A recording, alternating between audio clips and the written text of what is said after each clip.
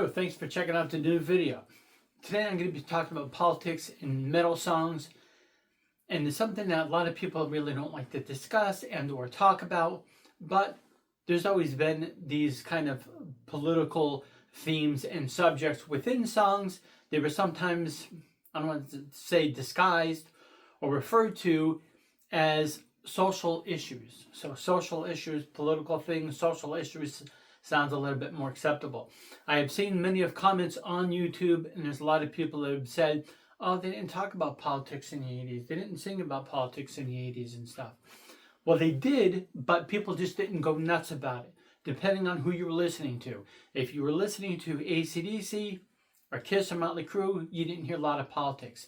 If you listened to more of like the thrash metal bands, you heard a little bit more about politics, but there really wasn't any big, huge discussion on or debate or argument about it. So today I'm going to be talking about the top 9 or 10 that I picked that I'd like to talk about and discuss today.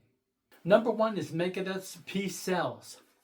Now, of course, Megadeth wasn't the first band to write about peace, world peace, and it's not. So it wasn't the first song ever written about peace and or even throughout the 80s or throughout music history.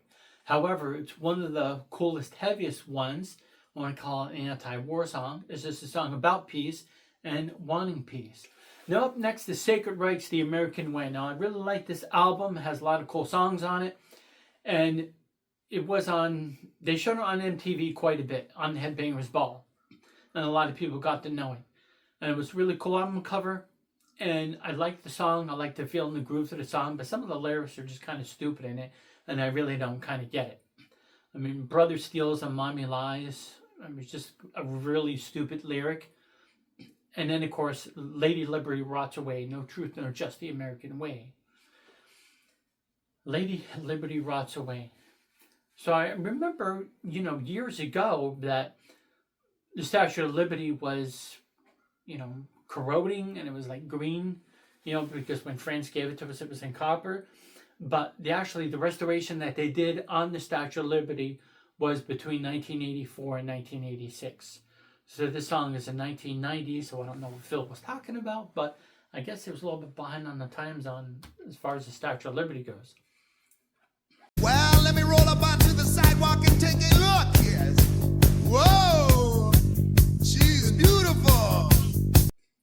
Well, continuing with New York City and America, this next song by Anthrax, Who Cares Wins, was off the 1989 album State of Euphoria.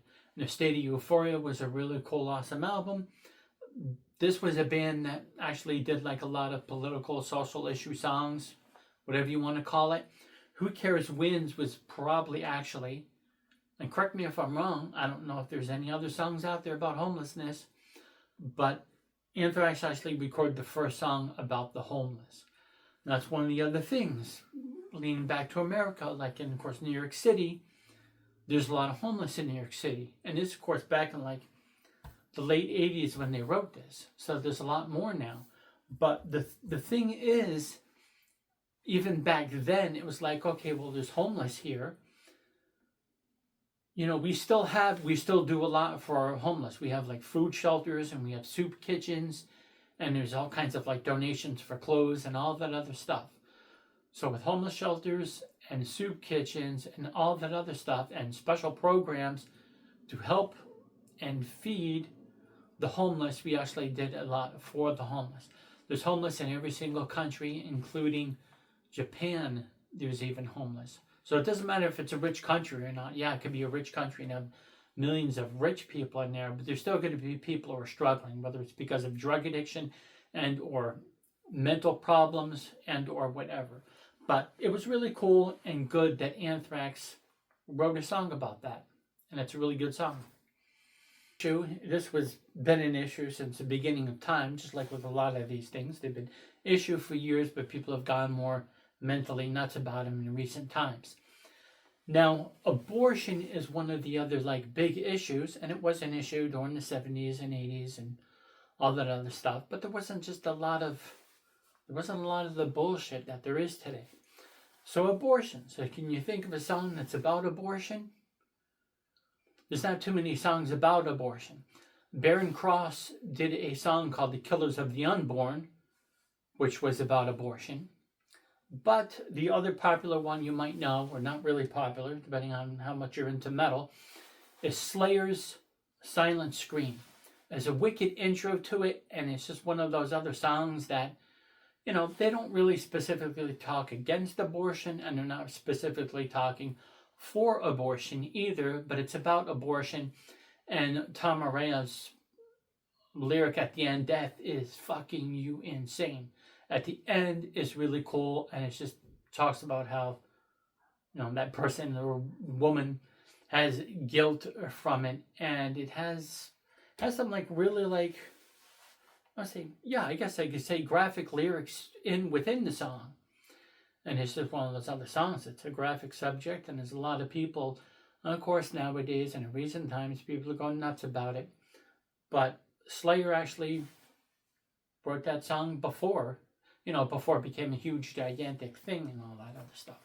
There's probably other songs. Put it in the comments section below if there's any other songs besides that Barren Cross one and that Slayer one. If there's any song that you know that is about abortion, because I really can't think of any others by a metal band or whoever.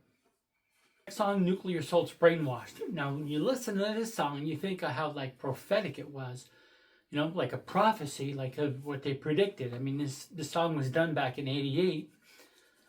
And when the music video came out, and it was so awesome. Of course, people back then, I know I was thinking, like, what are they talking about specifically? You know, once you get that garbage out of your head, you'll be better off to read a good book instead. I'm like, well, what book? A good book, the good book, like the Bible? Or are they talking about, you know, a book from somebody's specific kind of viewpoint? So I thought that was kind of weird. I didn't specifically agree with the thing with like the sitcoms and stuff, but as far as the news media, whether it's through television news and our newspapers, now online news, that it's all just manipulative bullshit, and they just try to brainwash people. So that's what that's about, and I don't think they did that too much in the 80s. I mean, looking back on it, I know people might be thinking and saying, well, they probably did, you just didn't notice. Well, maybe slightly, but it wasn't like the last 10 years. The last 10 years has been more of that kind of like brainwashing thing. So this song definitely fits more today and relates to more of today than it ever did in the 80s, that's for sure. The last 10 years compared to 1980 to 1990. Song number 6, Wind of Change by the Scorpions. This was actually a good one because it was about their whole trip to Russia and how Germany and Russia became more friends. The Berlin Wall came down. The Scorpions played in Russia. There was a lot of other bands, the Moscow Music Peace Festival, which I could do a whole video on. And they went over there and it was like, oh, hey, Russians do like us. The Russian youth does like the American music and, of course, British music. You want to count Ozzy and the other ones. But they just want peace, too. So with the Soviet Union collapsing, there was like, okay, good. Well, that threat is gone. We're the strongest now. There's not going to be any kind of war between Russia and the United States. And the German people and the Russian people and the American people are all become friends and get together and celebrate music. Well, it lasted a little bit, but not too long. But anyways, the concept of that is the whole demographic of with how things change on a map, things change socially, things change politically, it will affect the world. And this was a good thing because it was a wind of change. And that was the whole concept of it, of actually peace, another step towards peace, and which, you know, a lot of us thought it was going to be everlasting. And it was like, oh, okay, this is great. And this is awesome. It's a really cool song. It's a really powerful song. Scorpions wrote it about their whole experience, and I think it's a good song. They overplayed on MTV, of course, but it's a good one. All right, the next song is by DRI. It's called Gun Control, and theoretically the lyrics make sense, but it was written in 1989. I first heard it in January of 1990 when the album came out, when the album Thrash Zone came out. and it's a good song, but it's one of those songs like, well, I think they were concentrating and thinking of like LA, New York, and Detroit, and all those other inner cities, the big cities that have like a lot of gun violence. There really wasn't too much gun violence. I mean, there was gun violence, of course, but there wasn't as much as later years. But look, here's my main point. Here's one thing to consider and think about. Wouldn't you rather be in a public place where you had 7 to 10 rednecks, people who have conceal and carry permits who are strapped and have a gun in an area, than opposed to nobody having a gun at all? It just makes more sense. You want the good people to have guns and the bad people not to have guns. But then sometimes some crazy, stupid, retarded people get a hold of guns and then they do bad things.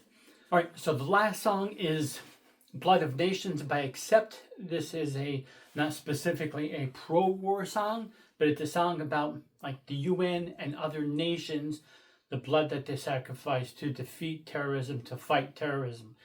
Even the cover of the album has a controversial cover with the hand holding up the peace sign with it covered in blood, signifying the religion of peace.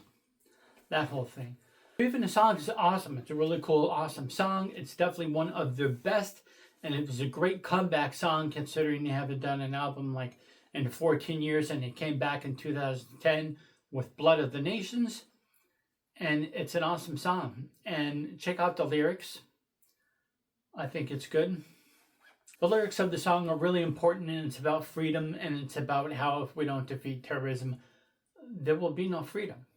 And not just our freedom specifically, but freedom for people over in the Middle East. So it's kind of probably a controversial song. A lot of people don't really talk about it, and a lot of people really don't mention it. I've seen several other reviews several years ago, and nobody really mentions that. But that's what the song is. That's what the song is about. It's a really cool, awesome song, and thanks for watching.